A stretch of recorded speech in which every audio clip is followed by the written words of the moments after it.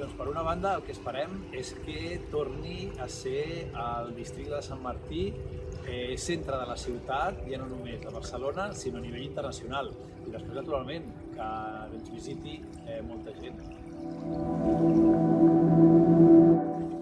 Superimportant, és un dels festivals més importants d'Europa en arts lumíniques, és un referent internacional i que un barri com a Poblenou sigui el seu epicentre és una projecció tant nacional com internacional.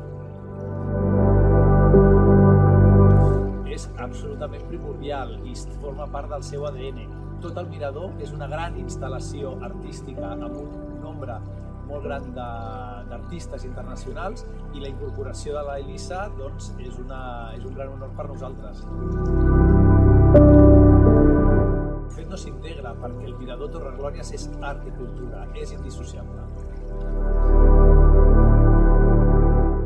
Doncs seguir donant-nos a conèixer i fer que tota la ciutadania de Barcelona es faci partícip d'aquest projecte que és referent internacional. Doncs ja no és només pel mirador Torreglòries, és una oportunitat per Barcelona.